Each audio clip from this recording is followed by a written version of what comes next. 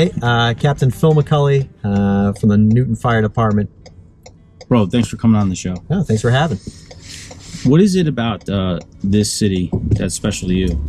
So I grew up in Newton, so I've got a nice soft spot for that. It's a great city. Depending on like where you are, you get a little bit of everything. So it's dense enough in some areas, and then in some other areas, you know, it's a nice neighborhood. It's 21 square miles. So you got 2 major highways, 2 subway lines run through. You know, we got a population of 90,000. So Wow. Depending on what you can always, every day is different here, and there's always an opportunity for something cool to happen. The department's grown quite a bit. I mean, in 2016, you guys started a rescue company. Talk about that a little bit. Yeah, so in 2016, we basically started a heavy-duty rescue company. It's fully staffed with 4 guys and an officer, including the officer, I should say. And yeah, they basically, the city's growing so much. You know, like I said, we're in 90,000. We're fast approaching 100,000 residents here in the city. So the need for a heavy rescue company was recognized, and they instated it, and it's been great. So what's your first alarm assignment here? So our first alarm assignment, you're getting 3 engines, 2 ladders. 1 ladder is going to be dedicated to RIT and the heavy rescue, and a deputy. That's pretty good response for first alarm assignment. Yeah. And then the engines are typically staffed with 3 guys. The ladder and rescue are staffed with 4. And then if it's during the winter months, from like December till the end of March, you know, we have an extra guy in the engine, so we can be riding 4 deep on the engines. Talk to me a little bit about what it is for the administration here. What's the goal? So, like, you know, like we've been very blessed that the chiefs we've been getting are cultivated from the department itself. Guys who are in the top spot have started out here as firemen, and they worked their way up the ranks. So, you know, like we have a lot of progressive chiefs who are very focused on, you know, back to the basic skills, and they've been giving us the leeway, you know, to kind of mold the department and how we see it. We've, like I said, we've grown, you know, leaps and bounds. Adding a company is nearly unheard of in this day and age, and just having the, you know, that support, you know, from the top down really resonates with all the guys. Oh, absolutely. Now, you have 180 firefighters, correct? Yep, 180 firefighters are, like I said, our minimum staffing is 36 during the spring, summer, and fall, and then during the winter we go up to 42 minimum manning. Wow.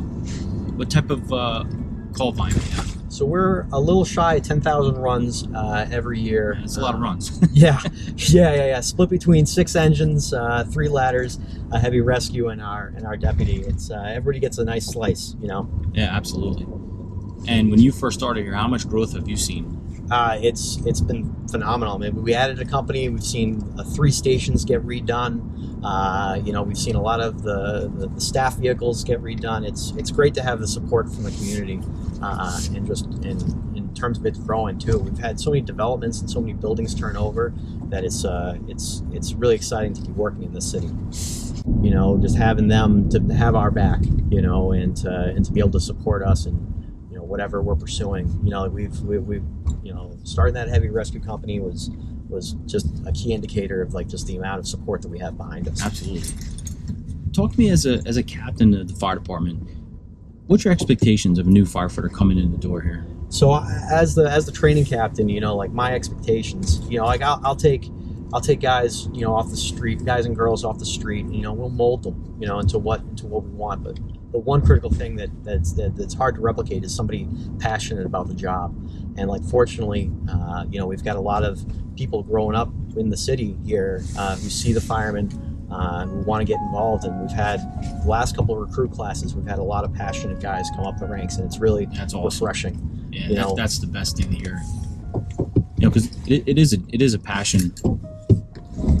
Yeah, it is a passion for sure. Yeah. It's great, you know, because like when I started on the job, you know, I was 11 years ago. Like I was a rookie. I had a true passion for the fire service, and you know, it's great to see, you know, how the department, you know, see more guys like myself, you know, kind of coming on the ranks and coming up. I'm really excited to see what the department will have, in a couple of years.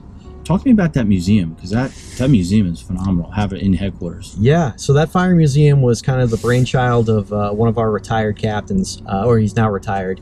Like he's been collecting stuff for decades, and it's funny because history repeats itself. So I often get compared to him. But yeah, Captain Roach, he really is the curator, and I always joke around that I'm the deputy curator to that. Seeing the development, because if you don't having your history and knowing your history is so important, and it really builds in the camaraderie and the passion with it. And it's hard to walk through that museum and not oh, I know, feel the fire service there. The stories behind every one of those helmets and all those relics. Right. It's you can almost taste it. It's good. Well, it's funny. I've been to so many different fire departments throughout the U.S. and had an opportunity to see similar museums, and each time I do, it's like for the first time again. Yeah. It really is awesome, and you can, like you said, you actually can feel Newton's history inside that room. Yeah, from the sled that was, and that's the other thing, that sled was refurbished by kids in high school. So and cool. So they're getting a taste of that history also. Absolutely. Like it's funny because you'll see guys guys who've gotten on the job it's infectious. Absolutely. When they were in high school, one of the assignments, one of the kids, this is going way back when, they used to punch out the run cards, and that was one guy's job. He was where he worked at the print shop, and he printed out all the run cards. And then, a couple of years later, he becomes a fireman, and then he has he has a really good memory, so he could know when a alarm bell came in, he's like, oh yeah, that's the corner of so and so street and this street, and guys would be like, how do you know? And he's like, oh, I punched up that card in high school. That's incredible. That is so incredible. Yeah. And you had mentioned to me that this is home of Gamewell, right? Yeah, this is the home of the Gamewell Telegraph Company. So Gamewell Telegraph Company had its main manufacturing in Newton Highlands, and up until the 70s, they were manufacturing those telegram alarm boxes. So we maintain that system here. We've got 4 full-time electricians, and that's what they're in charge of. That's awesome. It's great to have that history, and to see on those fireboxes made in Newton, Massachusetts, how not to feel passion for that. That is so cool. And talk about fire department history. Yeah. Yeah. Well, we've got a great little mini Gamewell exhibit at our fire headquarters.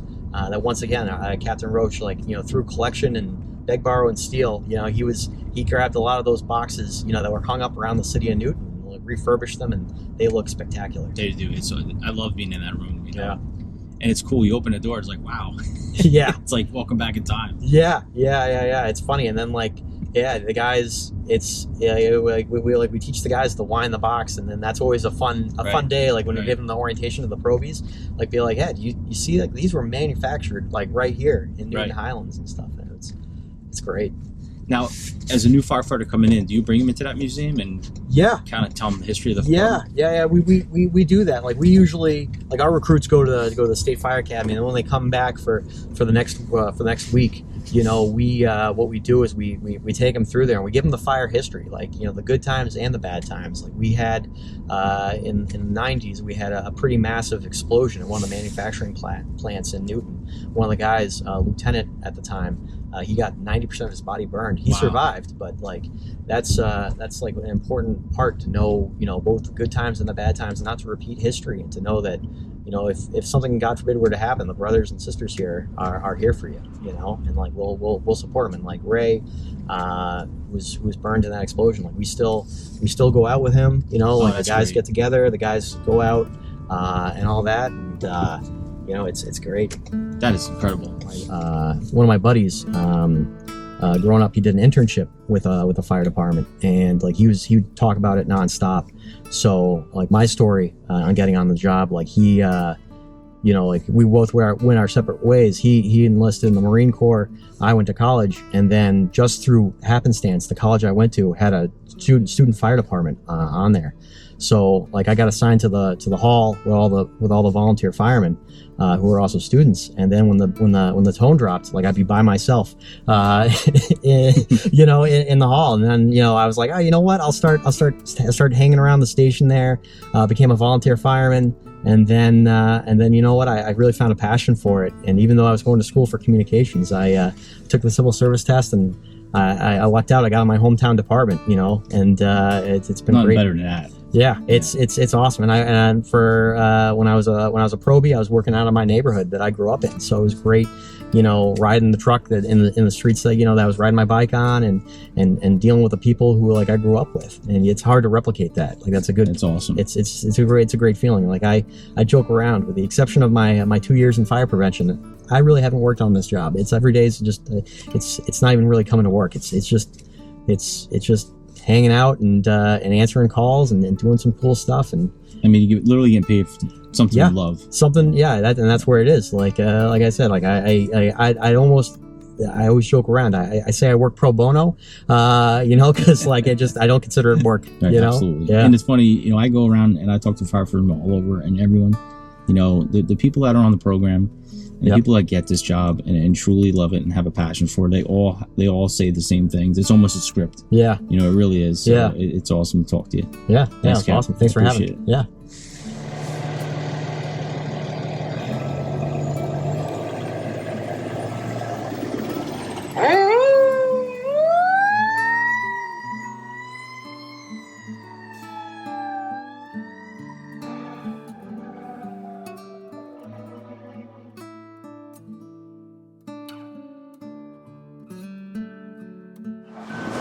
Hey guys, welcome back to PintheQ Productions, PintheQ Podcasts. Great place to be right now. We're going to talk about the leaves on the trees. So the captain mentioned that. It is the perfect time for you. If you're coming to New England, sorry the boys are going out, but if you're coming to New England, this is the right time to come. Yeah, absolutely. So as you hear the engines leaving the house, we always like to do things live in the firehouse itself, in the setting, just for these reasons, because it's raw. You never know what you're going to get. Yeah, absolutely. So Chief, first and foremost, thanks for having us on the show. Always a pleasure. I really, really appreciate you having us in your firehouse and having an opportunity to see the place. Talk to everybody about where we are and who you are. So my name's Eric Fricke, 17-year veteran here with the Newton Fire Department. I'm a deputy chief in the department, and for our department, that rank is the shift commander's rank. Right. So I supervise everybody that's on duty today, 10 pieces of apparatus, 6 engines, 3 ladders, and a heavy rescue company. My group here, Group 4, including myself, it's 41 personnel. Wow.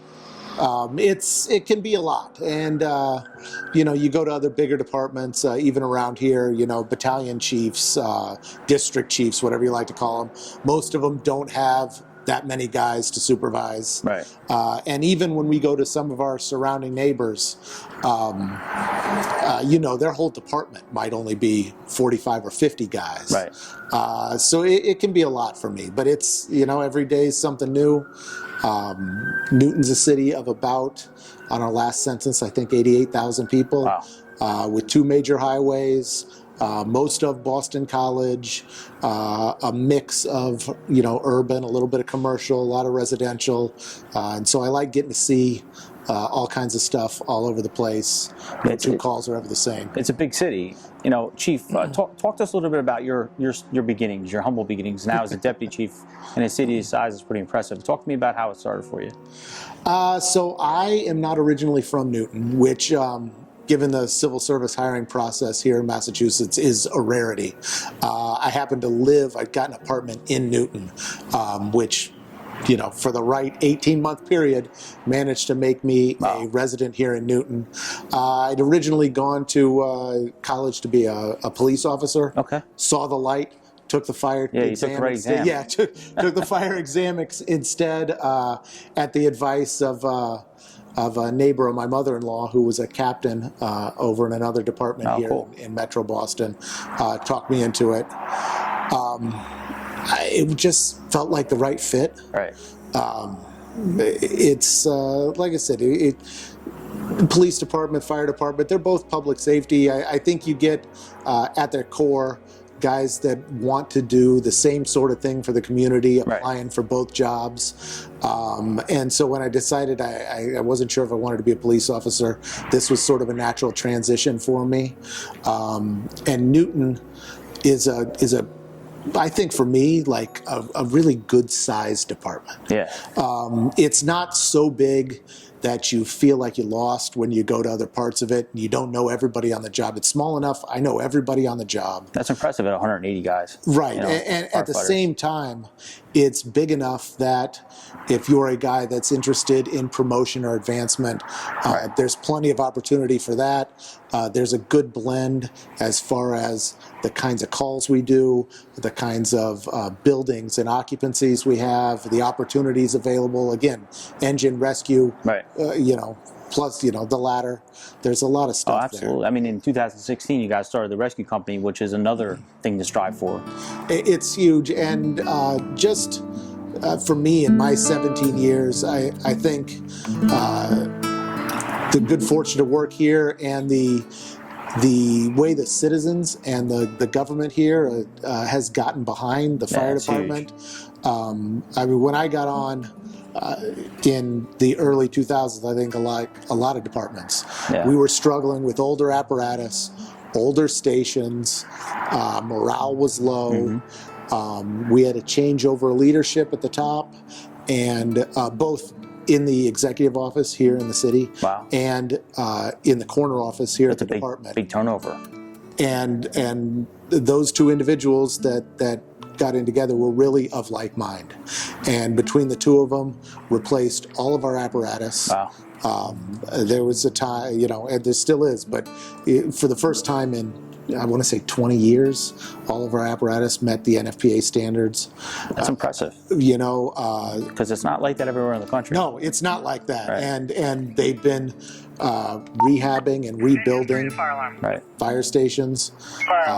Since I've been on, they've rehabbed Station 4, Station 7, rebuilt Station 10, rebuilt Station 3 here. Yeah, it's a beautiful facility. And headquarters, and added capabilities that the department didn't have. The chief of the department has taken over being the emergency management, which is a big step. That's a huge undertaking also. Right. Especially a city this size. Right. And between the stations, the apparatus, you met with the captain, he could tell you, he manages all the gear purchases. The gear has gotten upgraded, and we really FS1 to fire alarm, you can show me on scene. We're in a nice position where the residents of the city and the management and the leadership in the city has prioritized public safety. That's and great. The fire department has been, the recipient of a lot of that.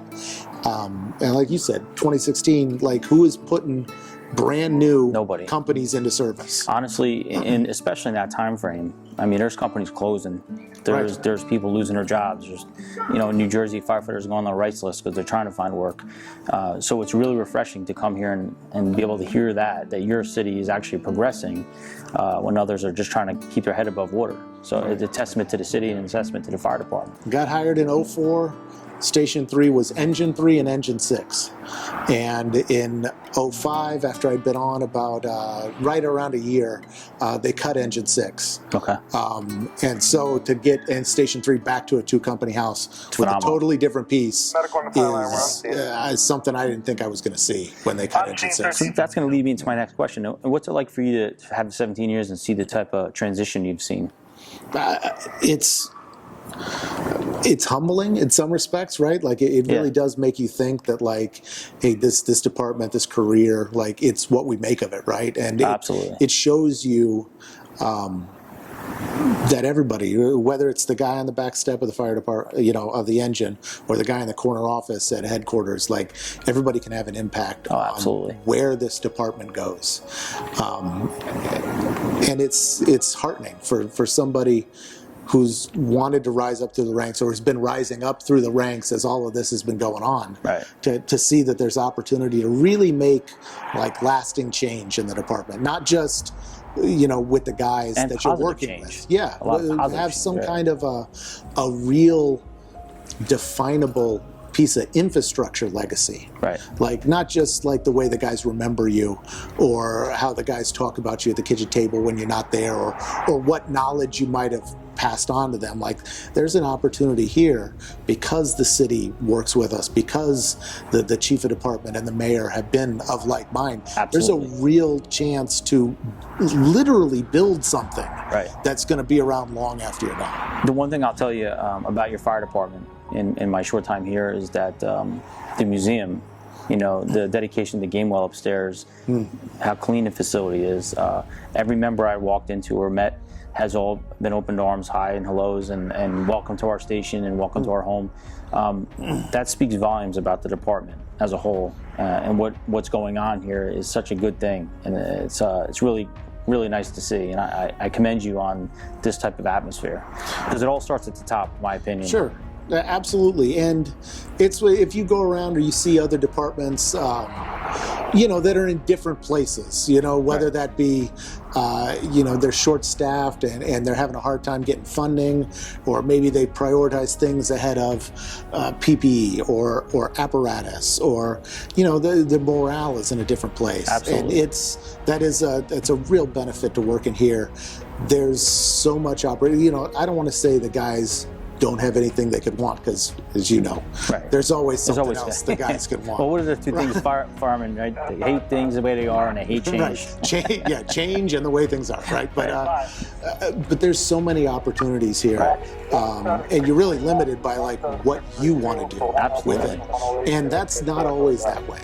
And so you're absolutely right. And the new kids that are getting on, I say to them, I go, you don't know what it used to be like. Well, you don't have any, and I say that not like I'm the old crusty guy and uphill to school both ways in the snow, no shoes. Yeah. Like, that's not how I say it. I say it like, you don't have any idea how good you have it, and you should take that and run with it. Absolutely.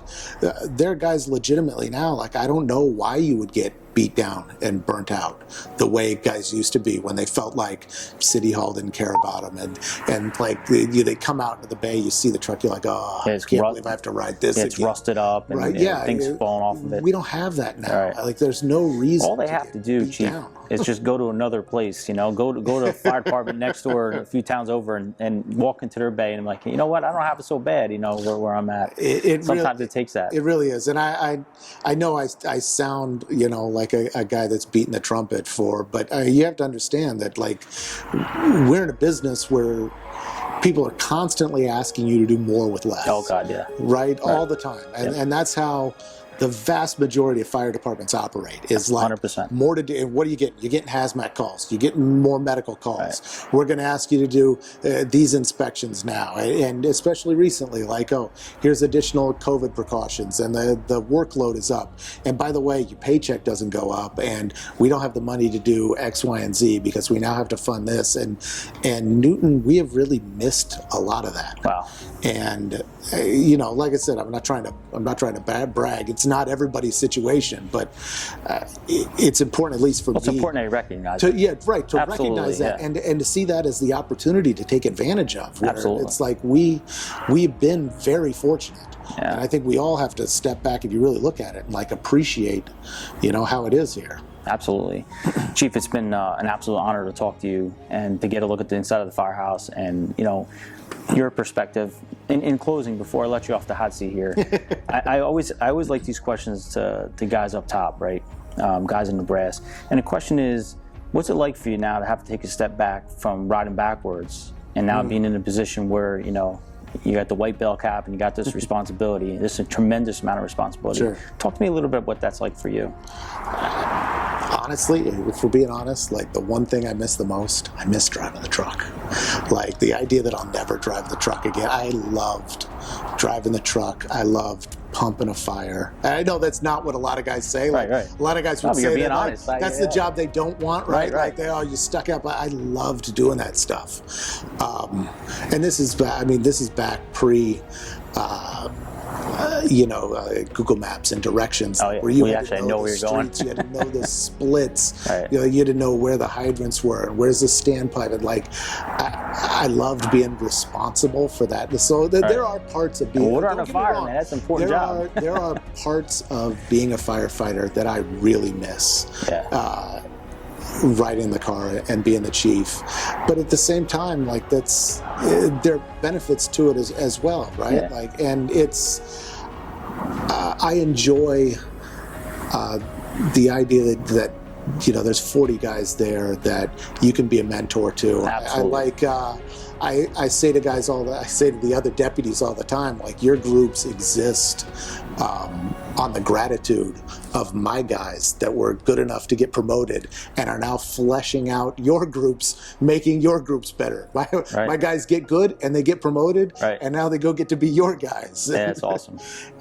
And so I like seeing the people that work for me and with me have their own successes. Absolutely. Their wins become my wins. Absolutely. And I love that. I love being able to see guys take control of their own career, have a drive and have things they want to do.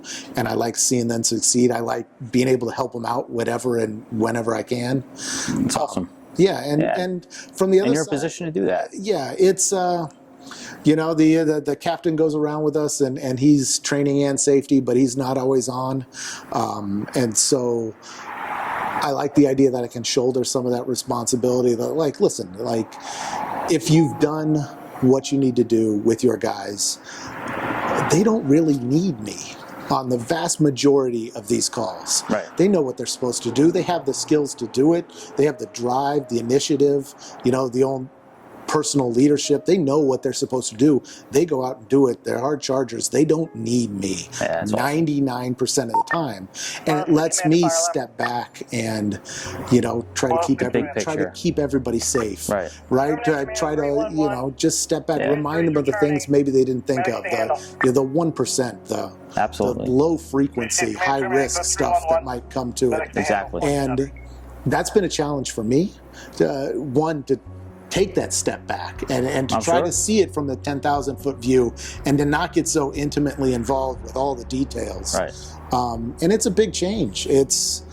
I would say for me, the hardest test I ever took was the lieutenant's test, but the hardest transition is definitely the transition to deputy, because it's a whole different set of skills, not just at the desk and with the paperwork, but also with what you are supposed to pay attention to, what you're supposed to be responsible for on the fire ground. It's a tremendous amount of responsibility, and unless you're doing it, it's hard to understand it. And until you start to do it, I really don't think you know what you're in for. And I really don't think, you understand. The first couple of months in the car, I slept worse than I ever did, home and away, it didn't matter where it was. I would wake up at 3 o'clock in the morning worrying about what was going to happen, and I wasn't even at the station yet. I was just getting ready to go in, and then I couldn't sleep here worrying about the guys, and it takes some time to develop some trust between you and the other officers, and it takes some time to learn how to lead those guys, to know when they need to be led, to know when they need to be left alone. And that's just not something... And that's going to develop over time. It's certainly not going to happen overnight. It is. It is. And it's, like I said, you can go to all the classes you want to go to, and you should. And you should. And I've taken... And that's what we try to tell these people all the time. Hey, take classes as much as you can. If for nothing else, for lunch, when you're sitting around with the other guys talking about your department and how you guys do things, and listening to them talk about their department and how they go, even if that's the only thing, and it won't be, but even if that's the only thing you get out of that class on pump operations or crew management or whatever you've gone to the academy for, or your local convention, the only thing you get out of it is the networking session at lunch. It's worth it. Absolutely. It's worth it to be able to be able to have a guy in other surrounding departments that let me call so-and-so and find out what's going over there. Or networking is huge. Absolutely. Absolutely huge. And I mean, especially at my level, like I have in my phone, like all the guys that are in my position, you know, over across the border in Waltham, across the border in Watertown, Brookline. You know, I know all the, sometimes I have questions about, hey, how do you guys do X, Y, Z over here? Right. And to be able to have somebody that not only that I know, that I met, that I can put a name to a face, but that I know will take my phone call, return my text right away, and you know, give me some of that like behind the scenes information. That's awesome. You know, it's like you said, you don't want to make introductions in a foxhole. Like you don't want to walk on scene on a mutual aid call and meet these guys for the first time. Absolutely not. Yeah, and you said all the right things, and it really is a testament to the way this agency runs and how impressive this department really is. Chief, it was a pleasure talking to you, and I appreciate you having me in your house. Pleasure to meet you too.